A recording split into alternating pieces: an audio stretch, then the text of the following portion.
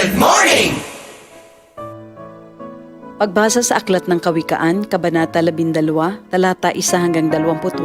Ang taong may unawa ay tumatanggap ng payo, ngunit ayaw mapaalalahanan ang matigas ang ulo. Si Yahweh ay nalulugod sa taong matuwid, ngunit sa masasama siya ay nagagalit. Ang makasalanan ay hindi mapapanatag, ngunit ang matuwid ay hindi matitinag. Ang mabuting babae ay karangalan ng asawa, ngunit kanser sa buto ang masamang asawa. Ang taong matuwid ay mabuting makiharap, ngunit ang masama ay bihira lang magtapat. Pumapatay ng lihim ang mga pangungusap ng masama, ngunit ang salita ng matuwid ay nagliligtas sa kapwa. Ang masama ay lubusang mapaparam at di na magbabalik, ngunit ang sambahayan ng matuwid mananatiling nakatindig. Ang taong matalino ay magkakamit ng karangalan, ngunit ang aanihin ng masama ay pagkutsa lang. Ang maralitang nagsisikap ay mabuting di hamak kaysa nagkukunwang mayaman, ngunit sa gutom nakasadlak. Kahit sa kanyang mga hayop ang matuwid ay mabait, ngunit ang masama kahit kanino ay sadyang mabagsik. Ang taong masipag ay sagana sa lahat, ngunit ang isang hangal sa yaman ay salat. Ang nais ng masama ay puro kasamaan, ngunit ang tuntungan ng matuwid ay hindi magmamaliw.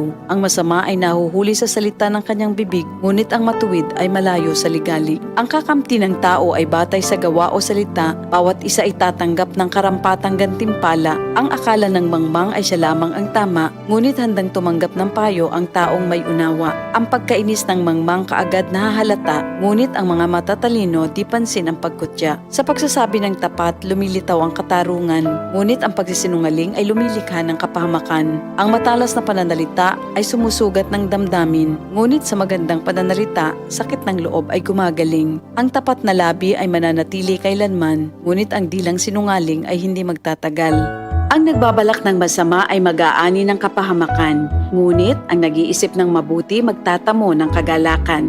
Ang kasamaang palad ay malayo sa matuwid, ngunit ang buhay ng masama ay puno ng ligalig. Namumuhi si Yahweh sa taong sinungaling, ngunit ang tapat ay ligaya niya at aliw. Di agad sinasabi ang alam ng matalino, ngunit kahangalan ay inihahayag ng mangmang na tao. Balang araw, ang masikap ang mamamahala, ngunit ang tamad ay mananatiling alila. Nagpapahina sa loob ng isang tao ang kabalisahan, ngunit ang magandang balita ay may dulot na kasiglahan. Ang payo ng kaibigang matuwid ay isang gabay, ngunit ang daan ng masama ay tungo sa pagkaligaw. Hindi makakamit ng tamad ang kanyang hinahangad, ngunit ang masikap ay laging may magandang hinaharap. Ang matuwid na landas ay patungo sa buhay, ngunit ang maling daan ay hahantong sa kamatayan. Ito ang salita ng Diyos.